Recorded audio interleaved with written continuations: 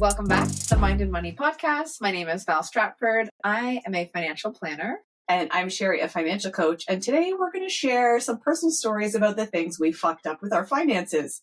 Because it's important to know that even though we are currently financial professionals, we didn't always know what we know now, which led to doing stupid things. Like, we've all made mistakes. And I think being transparent is important so that you're not giving yourself a harder time than you should be for making mistakes. It also brings a level of empathy to my client meetings because I don't come to the table as I know everything and I've never made any mistakes. I think a lot of financial experts do bring that air to that table and then bring judgment. And then that just amplifies guilt and shame. And then the walls just come up further, and opening up about the troubles that we might be experiencing then gets postponed down the road. So we have made mistakes. And I think it's what the universe probably actually led me into this career because of the lack of financial education. Yeah.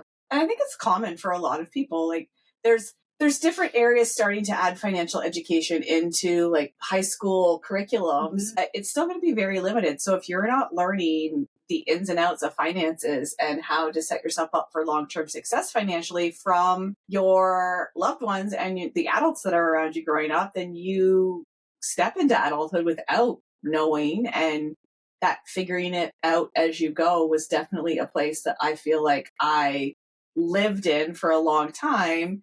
And it wasn't until I got fired that it was a wake-up call to be like, oh, I need to learn more about all of these things. So one of my big money mistakes was not actually budgeting and actively managing our money before I got fired, because I was able to manage things. Mm-hmm. By things, I mean like large credit card bills every month by working my life away to pay those credit card bills. So I was able to work overtime to pay for large expenses, and my Facebook likes to remind me of the stupid shit I posted on Facebook. But it reminds me of some things like, oh, the washer went. Now I'm going to work Saturday and Sunday to pay for the new washer. So I was exchanging money for time because we weren't actively taking care of managing our money. We had a budget, but so many things were outside of that budget that were those bigger expenses that now we plan for, but before we didn't plan for. So the money was just kind of running through our hands and not being actively managed. So it's like putting the numbers down on paper. That's like, I'm happy if you've done that, but it's not budgeting. It's figuring out how to pay down debt consistently and not accrue more, and get to a place where you're truly living within your means and having things that work for you to manage your money. It's not easy to go from doing whatever you want and just surviving kind of to being more mindful, but it's so worth it. And I would say I also would write down different expenses and incomes and stuff, but I was not truly budgeting until I probably started my business, and then really had to figure out fast what needed to come in. That would be one of my mistakes, was starting a business without a business plan. I just knew that I was done being at the bank and I wanted to have a different approach and energy in what I did, and going self-employed was the best route to do that. So I left the bank. It was amazing. I'm so happy I did. But there was a lot of stressful times because I not only was I leaving the bank, I was leaving the stability and the security, but then I was a business owner. There was so much more to it. So glad I took that leap 7 years later. Would have done a bit more planning. Hindsight. Yeah. And in hindsight, it's easy to look back on things and be like, yes, that was stupid. I shouldn't have done that.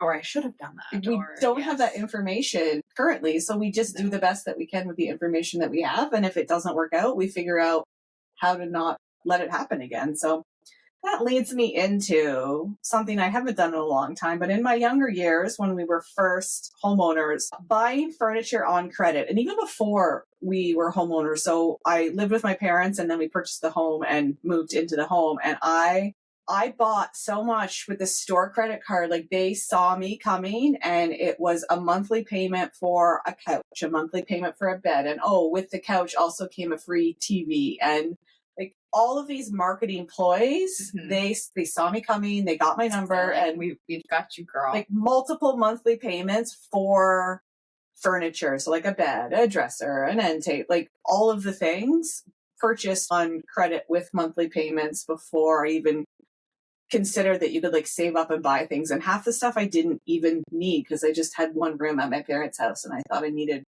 well, everything has to match, right? Everything doesn't have to match. So thinking about all of those payments, and I can't even remember the terms of the loans. Like if I was paying interest, I'm sure I was, but I can't remember the terms of the loans because it's just like I wanted it. They gave me the card, I signed the thing, and they gave it to me. They delivered it to my house. I think perfect. That can be a very general thing as well, is buying things used / mismatched / thrifted versus having to have things new. There are times and places where a new item makes the most sense because it's going to give you the least amount of grief, I'll say, or it's worth it because the price difference isn't that different. But the amount of things that you can get, like if I had thrifted my clothes when I was in my era of buying a ridiculous amount of clothes with my disposable income versus like I typically go for sales anyways, but still versus retail pricing. There's so many options when you get more creative and think about, okay, I need this, but here's what I have, like resource wise, money wise, to be able to get it, and then you figure things out. Yes. I would also say, again, it's hindsight, but there was an option to buy a house in 2018 and it was $180,000. And I kicked myself a little bit for not purchasing that house, but it's hindsight. I didn't feel like I had support behind me. It was a big purchase that I just didn't feel confident in doing at that point, but I really wish I had. Were you still at the bank then, or were you self-employed? I was still at the bank. So have you hopped on realtor.ca to see what comparables are now? Gosh, it would have been a genius thing to do. Not that I like salt in the wound, but that's, yeah, no, I know that it would have, because it would have gone for like 350,000. Yeah. Yeah. Probably at least. So it is what it is. Hindsight. And like, you don't know where you would be if you had, maybe that decision to purchase that home would have then ultimately kept you at the bank. So like, this just is like true. different spin on it, that having that extra responsibility could have meant that you didn't, well, you felt even less confident taking the leap. So just maybe, it's hard to see what it could have turned into, but then also like the life decision, it gave you more flexibility to not have that payment. Yeah.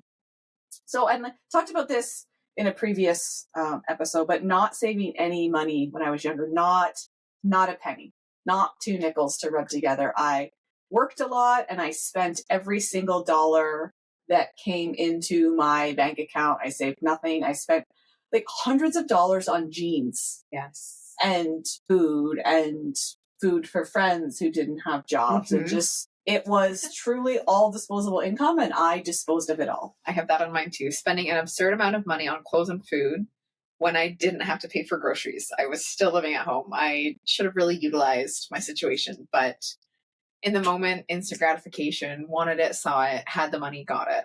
And it was probably what everybody else that was around us was doing too, unless they had parents that had like a thumb on them saying like, you're putting 50% of your income into savings. And if you have kids that are starting to work, or you are a young person starting to work, if you're currently making $0 and you start making $400 a month, like just put $200 of it away, and then you still have $200 where you had zero before. So you won't notice it if you start putting it away right away. And you can even, in a lot of situations, have employers divide your deposit. So half can go into like a checking account, half can go into a savings account, and you'll be golden down the road when you want to buy a car or buy a house or move out or whatever, go to school, whatever you want to do. This one could probably be its own episode, but speaking about commingling finances with the wrong partner. Oh, so I was quite young, but we didn't join accounts, but I was making his truck payments. I was lending him money, just stuff that I wish someone would have said no. And it didn't ever feel right, but I was like, well, we're together, so I'll help out. But that was a mistake. That was silly. And did he just not have like consistent income? Correct. Yeah. Okay. And in jobs, would get fired, couldn't hold down a job. Yes. Red flags. quite the same, but very similar. I co-signed a loan for my then boyfriend about 9 or 10 months after we started dating. So he didn't have the best credit, and I had good credit because I paid for all of my furniture loans on payments on time. Co-signed a loan, and it worked out fine because we stayed together, and he's now my husband. But it could have been so bad, and you like really, if something had happened and we hadn't have worked out, and he had financial challenges, like when you co-sign a loan, you basically are just as responsible for that loan as the person who's taking it out. And if they stop paying for whatever reason, it impacts you financially, and the lender is going to come after you for the money. So you're on the hook. Yeah, so it could have been so bad, but it was not bad because it all worked out. Yes. So we sit here as financial professionals, experts that talk about the right things to do, and we've just to humanize ourselves. We've also fucked up. Like we've also made mistakes. And on the house buying thing, one thing that we did when we purchased the home we still live in, because we have lived here forever. Again, with the like keeping up with the Joneses, we've just been comfortable staying where we are, and it's saved us a boatload of money. But at the time we purchased the home, and home inspections weren't as common then as they are now, but we did not do a home inspection, didn't have any like maintenance professionals come out to look at the place. And I remember the real estate agent distinctively saying, "Oh yeah, this oil tank is perfect. Like it's going to get you so many years." And then before the first year was up, we had the company that was delivering the oil, and we used the oil to heat our home through a furnace, but also our hot water heater. And they said, "Yeah, we're not filling that up again. So you're going to have to do something before the oil that's in this tank runs out, or you don't have heat in your house." So within the first year, we had to purchase a new furnace. So we decided to go new furnace and water heater to go gas instead of replacing the oil tank, which then the rules changed, would have had to been outside and all of those things. So I don't remember how we paid for that, but I know it was a big expense, and I know we didn't rent. I think we probably just put it on a credit card or a line of credit and then paid it off over time. I probably can't go back that far to see, but so not knowing what was coming down the pipeline because we didn't have those experts to look at the place. And maybe we still would have made the decision to buy, but we would have been able to plan for that a little better. Well, maybe a scooch better, because I didn't really know what we were doing then. So, or negotiate it into the sale price. Yep. So just being able to look at things big picture is just really changed so much from the time we purchased to now. So everybody makes mistakes. Yeah. And it comes with life's experience to when you're thinking about life's curveballs, like it comes with experience and hearing other people's stories and going, "Oh, that could happen to me." Like, so just, give yourself some grace and learn from your mistakes. Take it as a lesson to like, okay, I needed to learn this, and what could I do differently if something similar happens again? How can I plan for this and be more prepared? And also do the people that you love around you a favor and start talking about the things that you could have done differently and the mistakes that you've made. And I really believe that the more we talk about money and the things we've done or not done and wish we had or hadn't done, it can help those people around us, especially the younger people around us, because everybody learns different things or learns nothing about money, and being able to add those things in and share your knowledge, share what you've learned. Yeah.